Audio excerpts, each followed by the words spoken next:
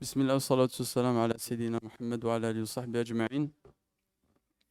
Alors, Inch'Allah, aujourd'hui, on va parler de comment vivre avec les noms d'Allah, comment méditer pour pouvoir, dans notre vie quotidienne, comment vivre avec les noms d'Allah dans notre quotidien, comment voir chaque situation dans notre vie, savoir que c'est Allah subhanahu wa ta'ala qui a mis cette situation en place et savoir qu'Allah subhanahu wa ta'ala veut le bien pour nous.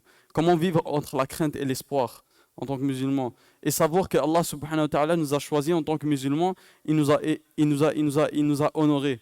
Et comment reconnaître qu'on est honoré? Parce que on peut dire facilement qu'on est honoré, mais est-ce qu'on le ressent vraiment dans notre cœur qu'on est honoré? Alors, je vais commencer avec le verset où Allah subhanahu wa ta'ala il dit وَمَا خَلَقْتُ الْجِنَّ وَالْإِنسَ إِلَّا لِيَعْبُدُونَ. Allah subhanahu wa ta'ala a créé les cieux et la terre, il nous a toutes créés en tant que tels pour qu'on puisse l'adorer.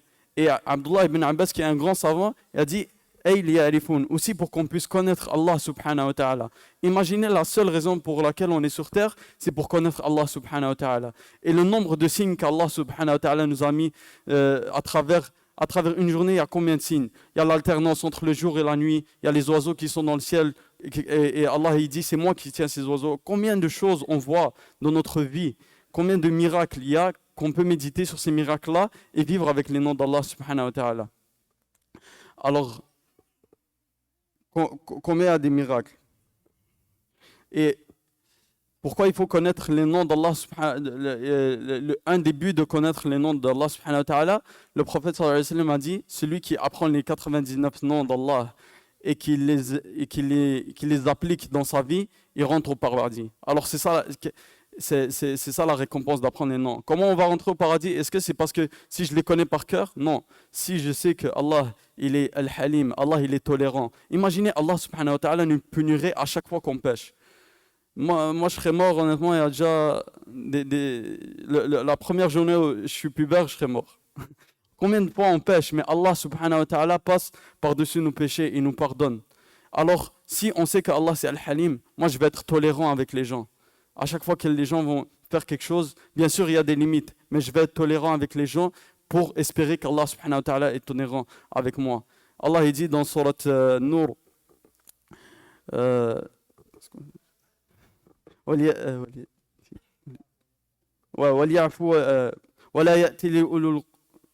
j'ai eu un blanc en tout cas. Allah subhanahu wa ta'ala, Allah subhanahu wa ta'ala nous encourage à pardonner et à tourner la page avec les gens. N'aimeriez-vous pas que Allah subhanahu wa ta'ala vous pardonne? Wallahu ghafurur rahim. Et Allah est certes très pardonneur et très miséricordieux. Alors, dans le Coran, il y a le nombre de ayats où il y a les miracles d'Allah. Les noms d'Allah sont positionnés dans le Coran, ça aussi c'est un des miracles du Coran. Allah il dit Ya ayyuhan nasu antumul fuqara ila Allah wallahu huwal ghaniyyul hamid.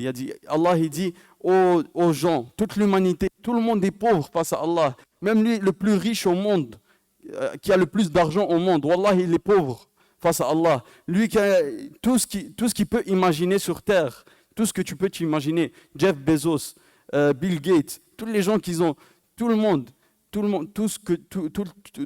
joueur de foot, tout le monde est pauvre face à Allah. Wallahu al-Ghani. Allah, il a besoin de personne, il est autosuffisant, mais il mérite d'être adoré. Et c'est quoi le miracle dans cette ayah? Allah, il est autosuffisant, il a besoin de personne. Alors quelqu'un pourrait dire, si Allah n'a pas besoin de moi j'ai pas besoin de l'adorer. Non, Allah, Ghaniyun Hamid, Hamid, il mérite d'être adoré. Allah subhanahu wa ta'ala, il t'a créé. Alladhi khalaqaka fasawwaka fa'adalak fi ayyi suratin ma sha'a rakabak. Allah, c'est celui qui t'a créé, qui t'a proportionné et qui t'a façonné. C'est Allah subhanahu wa ta'ala. Si tu peux respirer, c'est grâce à Allah subhanahu wa ta'ala. Alors Allah subhanahu wa ta'ala, qu'on le veuille ou non, qu'on est d'accord avec ça ou pas, Allah subhanahu wa ta'ala est mérité d'être adoré. Et c'est, Inch'Allah, je vais laisser la parole à Mahdi pour qu'il puisse continuer.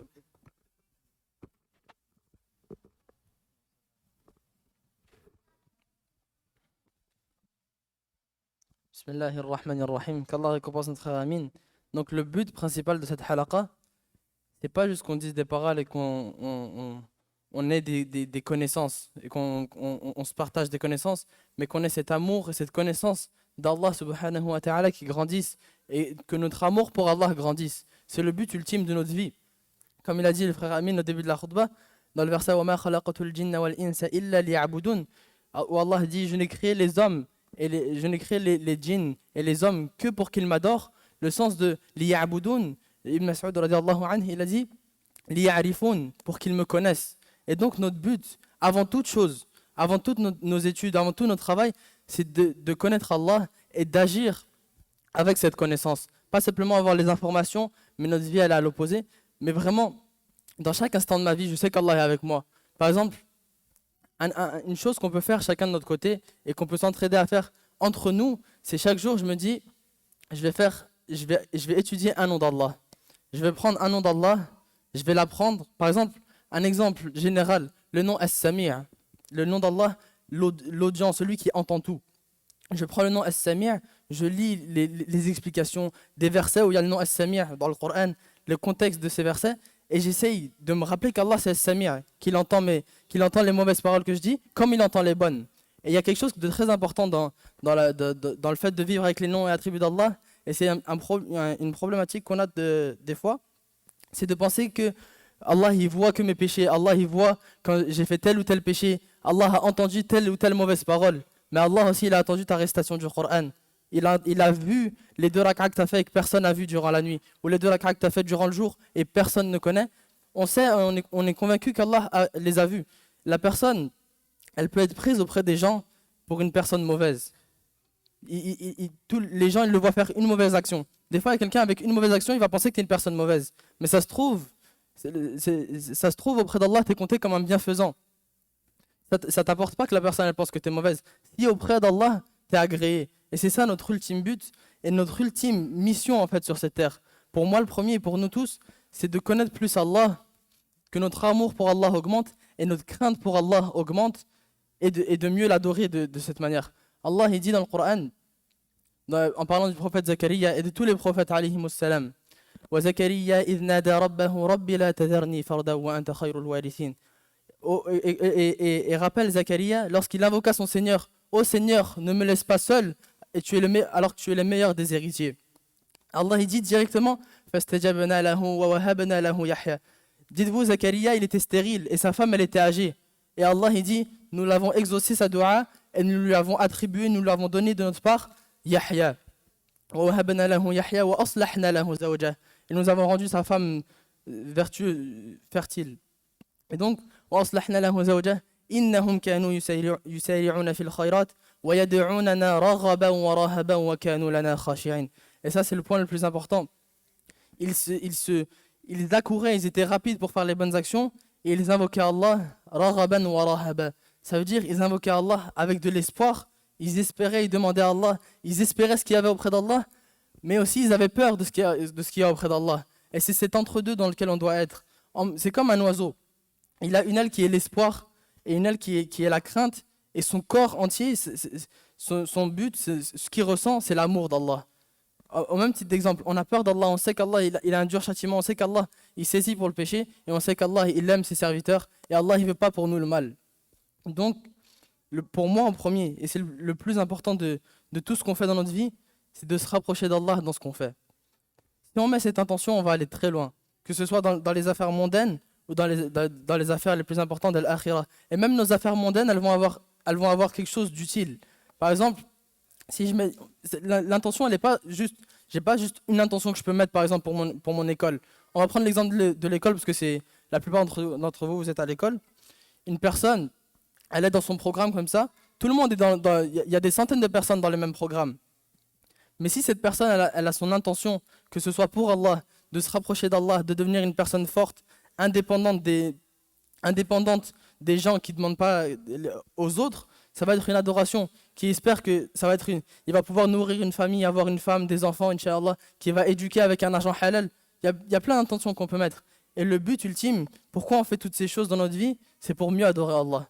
Même notre école, Allah dit dans Surat Al-An'am, قُلْ إِنَّ صَلَاتِي وَنُسُكِي وَمَحْيَايَ وَمَمَاتِي لِلَّهِ رَبِّ الْعَالَمِينَ لَا شَرِيكَ لَهُ. Allah dit, très certainement, ma prière, mes actes de dévotion, ma vie et ma mort est pour Allah, le Seigneur de l'univers.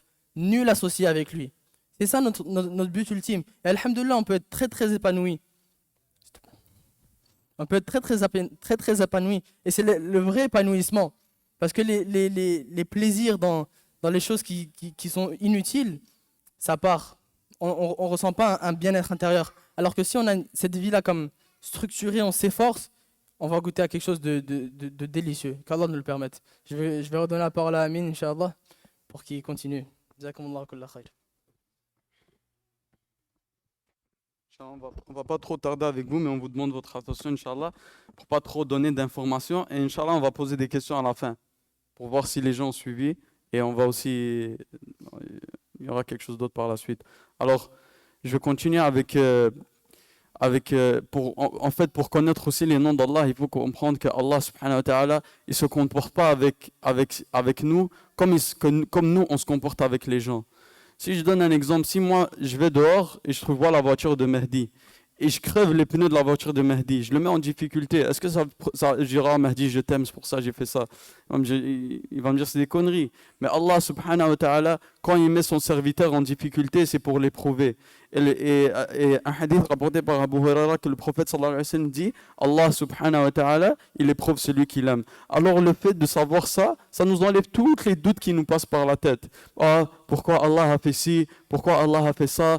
Allah subhanahu wa ta'ala, il dit dans Sourate Al-Anbiya, La yus'alu amma yaf'alu wa hum yus'alun. Allah, on n'interroge pas pourquoi Allah a fait telle chose. Mais nous, on sera interrogé pour tout ce qu'on a fait le jour du jugement, tout ce qu'on a fait le jour du jugement, tout ce qu'on a fait dans cette vie, toute parole qui est sortie de notre bouche. Chaque pas qu'on a fait, on sera interrogé dessus. Alors, savoir que Allah, c'est Al-Hakim, que sa sagesse dépasse toute chose.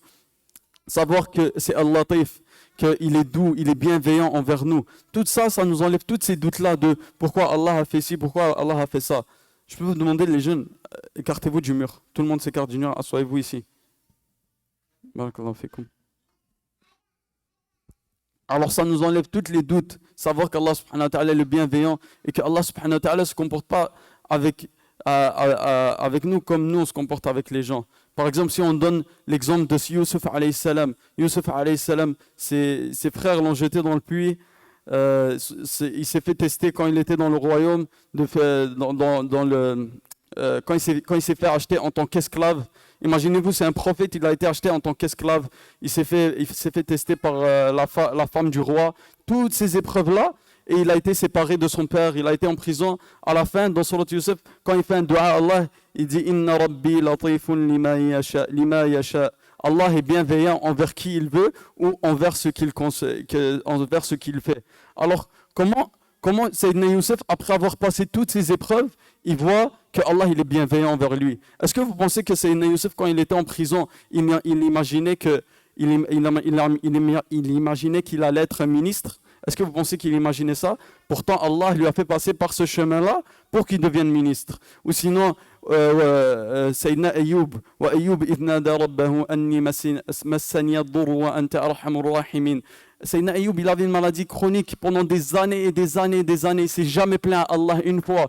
Et quand il a levé ses mains pour demander à Allah, il a dit wa anta arhamur rahimin. Où il a vu la miséricorde d'Allah dans sa maladie, ou qu'il avait pendant des années, où les gens le rejetaient à cause de sa maladie. Où il a vu cette miséricorde. Parce que il sait que Allah subhanahu wa ta'ala, c'est arhamur rahimin, et qu'il l'éprouve, et que Allah il éprouve qui il aime. Alors, nous, on ne doit pas avoir une vision comme les autres ils ont. Ah, si Allah ne me donne pas telle somme d'argent, pourquoi Allah ne répond pas à mon doigt? Et si Allah te donne tout ce que tu veux et tu deviens arrogant? Le prophète sallallahu alayhi wa sallam nous dit que si on a un seul atome d'orgueil, et ça c'est un hadith qui fait très peur, la personne ne rentre pas au paradis. Un seul atome d'orgueil. Et si Allah te donnait tout ce que tu voulais, et tu vas commencer à dire, moi j'ai ci, moi j'ai ça, moi j'ai fait ci, moi j'ai fait ça.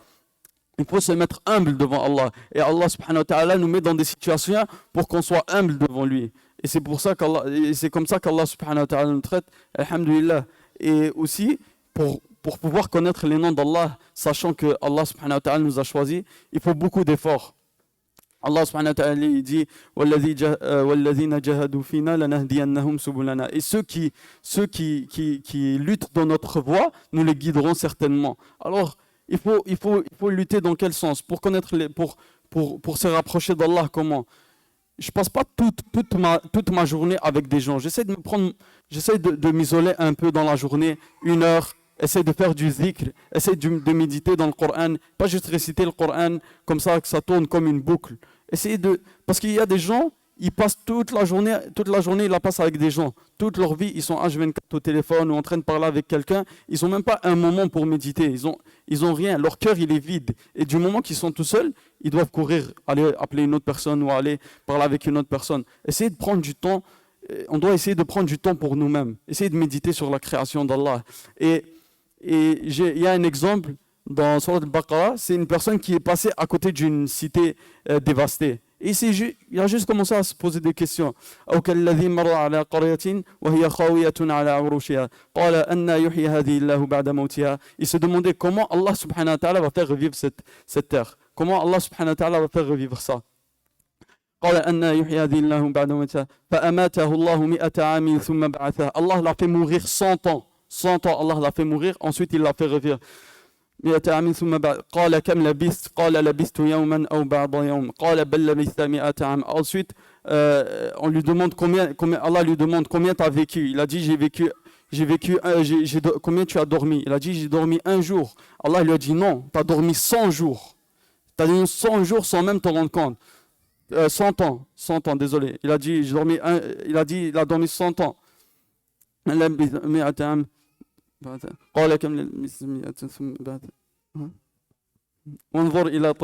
de la nourriture avec lui. Il a dit regarde ta nourriture. Il a dit est-ce qu'elle a péri? En 100 ans sa nourriture elle n'a même pas été périmée. Allah il a gardé sa nourriture intacte. Ensuite il a dit et pour que tu sois un signe pour les gens. Ensuite il a dit regarde à ton âne. Il avait son âne. Après Allah subhanahu wa ta'ala, qu'est-ce qu'il a fait? Il a rassemblé les os de son âme, qu'il a revêtu avec la chair. Après, quand il a vu ça, il a dit, là, maintenant, je sais qu'Allah subhanahu wa ta'ala est capable de faire toutes choses. Alors, cette personne-là, quand elle a juste commencé par méditer par la création d'Allah subhanahu wa ta'ala. Nous, aujourd'hui, quand on sort, malheureusement, on est dans une société, H24, on est sur notre téléphone. On est soit sur Instagram, soit sur Facebook, soit sur Snapchat. On reçoit un appel, on répond à un texto, on est dans notre routine. Après, on doit faire un travail. On n'a aucun temps pour méditer sur la création d'Allah subhanahu wa ta'ala. Alors, ça serait bien de laisser son téléphone sur le côté, prendre du temps pour soi-même, sortir, prendre une marche et méditer sur la création d'Allah. Et savoir que tout ce qui est entre les cieux et la terre glorifie Allah. Les oiseaux que tu vois, ils glorifient Allah. أَوَلَمْ يَرَوْا إِلَى الطَّيْرِ فَوْقَهُمْ صَافَّاتٍ وَيَقْبِضْنَ ما يمسكهن إلا الرحمن إن الله على كل شيء إن الله سميع بصير إن الله على كل شيء بصير إنه Allah est clair, Allah est voyant de toutes choses. Alors Allah subhanahu wa ta'ala nous dit que ces oiseaux-là qu'on voit toujours, combien d'oiseaux on voit dans la journée, et tout ça c'est des signes, l'alternance entre le jour et la nuit. L'alternance entre les jours. Et si Allah ferait en sorte que ce soit toujours la nuit ou toujours le jour. Et si Allah faisait en sorte que l'alternance entre le jour et la nuit, ça serait comme si on allume et on éteint la lumière. Comment serait? Non, c'est graduellement. Et c'est là où on voit Allah al-Latif. Allah est bienveillant envers nous. Allah est doux. Tu as le temps de savoir que, ok, dans quelques heures, je vais devoir aller dormir, me préparer à dormir. Et imagine, il ferait toujours soleil. Il ferait toujours soleil en haut et la prière du Dhuhr, tu vas marcher dans cette chaleur et tu es en train de suer. H24, c'est comme ça ne change pas. Comment on serait? وهو الذي جعل لكم الليل والنهار خلفة لمن أراد أن يذكر أو أراد شكورا. Et c'est lui qui fait en sorte d'alterner le jour entre le jour et la nuit pour qu'il puisse remercier Allah ou bien se rappeler. Et c'est pour ça qu'il est fait le Coran. Le Coran, il n'est pas fait juste pour avoir une belle récitation, ou il n'est pas fait juste pour une belle récitation dans la voiture et j'ai écouté mon Coran. Le Coran, il doit avoir un impact dans mon cœur. Quand j'écoute le Coran ou quand je récite le Coran, ça doit avoir un impact. Je dois pouvoir me poser des questions, pouvoir méditer sur ces ayats, que ces ayats-là me rapprochent d'Allah, me permettent de faire plus de bonnes actions et de craindre de plus en plus Allah. Allah subhanahu wa ta'ala dit dans Sourate Al-Dhalika بِأَنَّ اللَّهَ هُوَ الْحَقُّ وَأَنَّهُ يُحْيِي الْمَوْتَى وَأَنَّ اللَّهَ عَلَى كُلِّ شَيْءٍ قَدِيرٌ. Un des noms d'Allah, c'est la vérité, Al-Haqq. Allah, c'est la vérité. Tout ce qu'il y a dans son livre, c'est la vérité. Et la vérité, c'est et le jour, Yawmul Haqq aussi, le jour du jugement, c'est un des jours, la vérité. Et la vérité, c'est que on a tendance à être attaché à nos parents, à être attaché à notre famille. Mais notre attachement auprès d'Allah doit être plus que cet attachement qu'on a envers nos parents, notre famille. Pourquoi? Parce que Allah nous dit dans Surat Abasa, يَوْمَ يَفِرُّ الْمَرْءُ مِنْ أَخِيهِ وَأُمِّهِ وَأَبِيهِ وَصَاحِبَتِهِ وَبَنِيهِ. Le jour du jugement, quand on va voir nos parents, on va fuir tellement on aura peur de ce jour. Ce jour va être tellement accablant que tout le monde va penser à soi-même. Personne ne va penser à l'autre. Et même que la femme enceinte va accoucher sans même s'en rendre compte. Alors que l'accouchement, c'est la deuxième chose qui est la plus douloureuse dans le monde. Pourquoi? Parce que les gens vont se soucier de ce qu'ils ont fait dans ce bas monde. Et dans l'insouciance qu'ils étaient. Alors, le fait que Allah c'est la vérité, al-haqq, c'est qu'on doit s'attacher à Allah subhanahu wa ta'ala plus qu'autre chose. Et à la sunna du prophète sallallahu alayhi wa sallam. Allah subhanahu wa ta'ala il dit dans le Coran, c'est In kuntum tuhibbuna Allah fattabi'uni yuhibbukum Allah. Si vous prétendez aimer Allah, suivez le chemin du prophète sallallahu alayhi wa sallam. Et le prophète sallallahu alayhi wa sallam, c'est une miséricorde pour nous et c'est un honneur qu'on puisse faire partie de sa communauté. Alors on demande à Allah subhanahu wa ta'ala de nous donner la compréhension. Inch'Allah, je ne vais pas trop tarder, pas trop donner trop d'informations. Alors Inch'Allah, bon, qui peut me dire, un de vous là, les jeunes, qu'est-ce que vous avez appris aujourd'hui? Au moins une chose. Le premier qui dit quelque chose, il a une récompense. Allah, il s'est direct levé en Bismillah, viens. Non, tu viens, tu vas nous dire. C'est ok, qu'est-ce que tu as appris? Pas grave.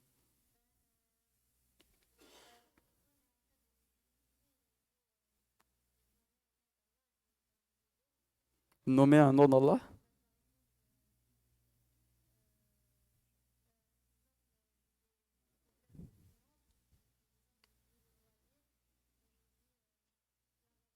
Mashallah. Mashallah. Alors lui, il nous a sorti un peu, Mashallah, il nous a sorti un point qu'on n'a même pas mentionné. Allah subhanahu wa ta'ala il dit, Allah appartient les plus beaux noms, invoquez-moi avec ces noms-là.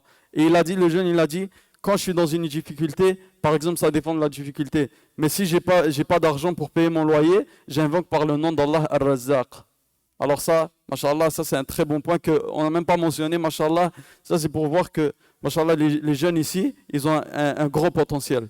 Mashallah. Qui d'autre? J'avais dit que j'allais donner une récompense. C'est la seule que j'ai. Hein. Naam. Mashallah. Que quand Allah il te met dans une difficulté, on a dit quoi? C'est une épreuve. Allah subhanahu wa ta'ala, il ne se comporte pas avec nous comme nous on se comporte avec les gens. Qui d'autre?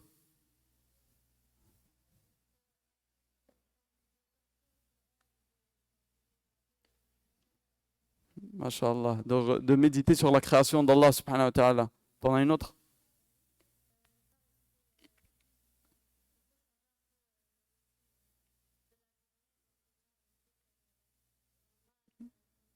Masha'Allah. Il a dit il faut essayer de trouver un temps dans la journée où on peut méditer sur Allah, faire du dhikr, lire du Coran ou quoi que ce soit. Alors Inch'Allah, on ne va pas trop tarder sur vous. Inch'Allah. Non, non, il y a tout le monde est jeune ici.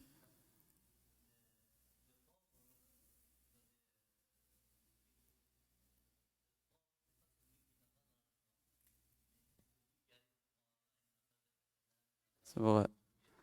Jazallah al-khair, le monsieur il nous a dit le pauvre, ce n'est pas celui qui n'a pas d'argent, mais c'est celui qui arrive devant Allah le jour du jugement et il n'a pas de hasanat. Alors imaginez-vous que Allah subhanahu wa ta'ala dit sur An-Nur والذين كفروا أعمالهم كسراب بقيعة يحسبه الظمآن ماء حتى إذا جاءه ولم ووجد الله حتى إذا جاءه فلم لم يجده شيئا ووجد الله عنده فوفاه حسابه والله سريع الحساب. Qu'Allah me pardonne pour les versets que je récite mal. Wallah, ça c'est ma révision que j'ai pas fait. Alors, Allah nous donne l'exemple d'un mirage dans le Coran. Allah il dit celui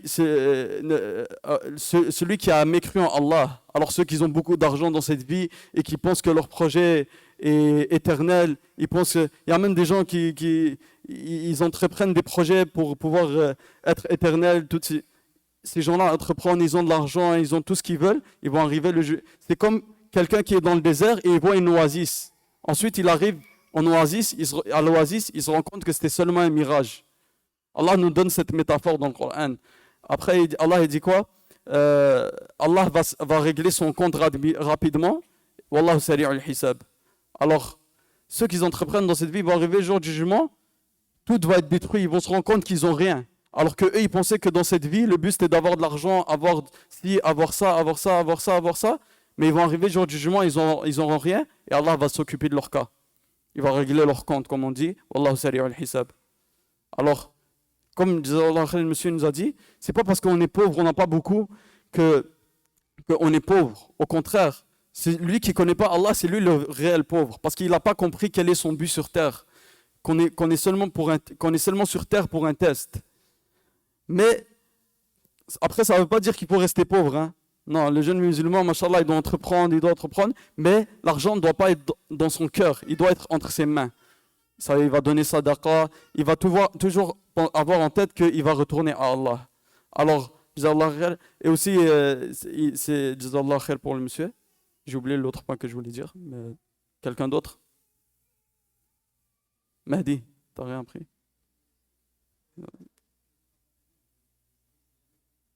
Subhanallah. Il s'est jamais plaint de sa maladie à Allah, Ayyub alayhi salam.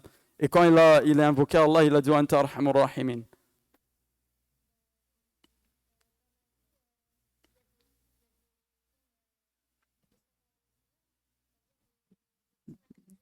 Mashallah. Mashallah. C'est Mashallah. Il a dit qu'il faut jamais lâcher, il faut jamais abandonner, désespérer de la miséricorde d'Allah. Quand on est dans une difficulté, il faut jamais désespérer de la miséricorde d'Allah. Il a donné l'exemple de Yusuf alayhi salam quand il était en prison, quand il s'est fait tester par la femme du roi, toutes ces difficultés, à la fin, Allah subhanahu wa ta'ala l'a sorti de prison, il est devenu ministre. Alors, après chaque difficulté, il y a une facilité. Subhanallah. Et il faut savoir qu'Allah subhanahu wa ta'ala, toujours, Allah subhanahu wa ta'ala, il nous teste. Alors, Inch'Allah, on va finir avec ça. Et on va demander aux parents d'essayer de faire ce genre de halaqa à la maison, hein, de ce genre d'assises où les anges entourent ces assises, subhanallah. Si on voyait les anges qui entourent cette assise, wallah, on ne se lèverait jamais de ces assises. Parmi l'un des anges qui tient le trône d'Allah, le jour du jugement, le prophète sallallahu alayhi wa sallam nous a rapporté, entre son lobe d'oreille et son épaule, c'est 700 ans de voyage. Et son pied, c'est 20 000 ans de déplacement. Alors c'est quoi ces anges? Imaginez ces anges-là, on est sous la protection de ces anges. Est-ce qu'on va craindre quelque chose? Non. Alors on veut, Inch'Allah, essayer d'implémenter ça dans la maison, dans le foyer. C'est bien de parler à la mosquée, mais à chaque semaine, on fait un nom d'Allah à la maison. Et après, on fait quoi? On médite dessus toute la semaine. Ensuite, on passe à un autre nom. Et constamment, on révise pour chercher la miséricorde, pour qu'Allah nous fasse miséricorde, bien sûr, et qui nous agrée. Alors, on demande à Allah subhanahu wa ta'ala de nous accepter. On demande à Allah subhanahu wa ta'ala de nous pardonner. Subhanakallahumma bihamdik, nashhadu an la ilaha illa ant, nastaghfiruka wa natubu ilayk.